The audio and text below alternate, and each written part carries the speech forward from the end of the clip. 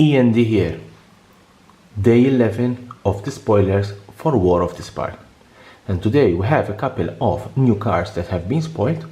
I must admit that the spoilers are going a little bit slow. We still have quite a good number of mythics and quite a good number of rares to be spoiled. And probably I don't think that by the end of this week the whole set will be spoiled.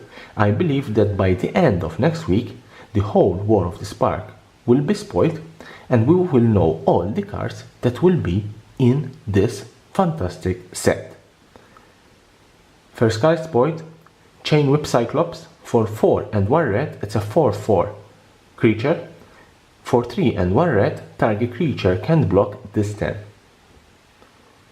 Crunch Wrangler for 1 and 1 green. It's a 2/1 human warrior. It has trample. Whenever a creature with power 4 or greater enters the battlefield under your control, put a +1/+1 counter on Crunch Wrangler. Raging Crunch for 2 and 1 red. It's a 4/3 vanilla creature. Can't attack alone. Thundering Ceratok for 4 and 1 green. It's a 4/5 creature. It has trample. When it enters the battlefield, other creatures you control gain trample until end of turn. Makeshift Battalion for 2 and 1 white. It's a 3/2 creature, human soldier. Whenever Makeshift Battalion and at least 2 other creatures attack, put a +1/+1 counter on Makeshift Battalion. Quite interesting card, especially in limited. Topple the statue for 2 and 1 white. Tap target permanent. If it's an artifact, destroy it. You draw a card.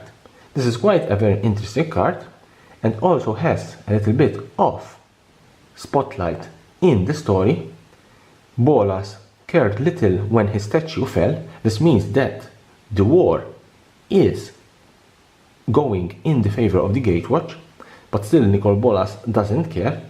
Bolas cared little when his statue fell, thinking it's a useful distraction, underestimating the surge of resolved it gave his opponent.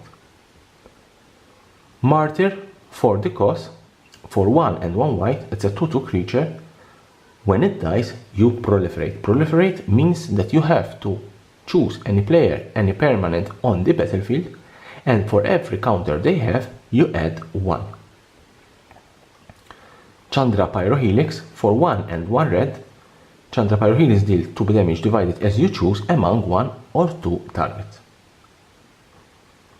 Domri's Ambush for 1 red and 1 green. It's a sorcery. Put a +1/+1 counter on target creature you control, then that creature deals damage equal to its power to target creature or planeswalker you don't control. It's a very good limited removal spell, especially it's a 1 red and 1 green only. Chandra's Triumph for 1 and 1 red. Chandra's Triumph deals 3 damage to target creature or planeswalker and opponent control. Chandra's Triumph deals 5 to that permanent instead if you control Chandra's planeswalker. This card is quite interesting because we see Chandra burning Dovin. And I believe Dovin will die in War of the Spark. Nissa's Triumph for 2 green. It's a sorcery. You search your library for 2 basic forests. If you control a Nissa planeswalker, instead you search 3, reveal them, and you put them in your hand. Then you shuffle your library. It's a very interesting mana ramp, and you can choose 2 basic forest land or 3 if you control a Nissa planeswalker. Vizier of the Scorpion for 2 and 1 black. It's a 1/1 zombie wizard. When it enters the battlefield, you amass 1. Amass, you put 1 +1/+1 counter on your army. If you don't control an army, you create 1. If you don't know how to play Proliferate or Amass, in the description below I'm going to leave a link to my tutorials how to play these 2 one new mechanic and the other it's an old mechanic. Also, Vizier of the Scorpion, zombie tokens you control have that touch. Quite interesting, strong card. Awakening of Vitu-Ghazi. For 3, this is the first rare, for 3 and 2 green. It's an instant. Put 9 +1/+1 counters on target land you control. It becomes a legendary 0/0 elementary creature with haste named V2Gazi. It's still a land. Therefore, you will have a land with 9 +1/+1 counters. It's a 9/9 creature, but it's still a land. You can use it for attack, you can use it for defense. Quite interesting card. The first Planeswalker, Karn the Grey Creator. This was spoiled yesterday late evening. For 4 you have a 5 loyalty Planeswalker.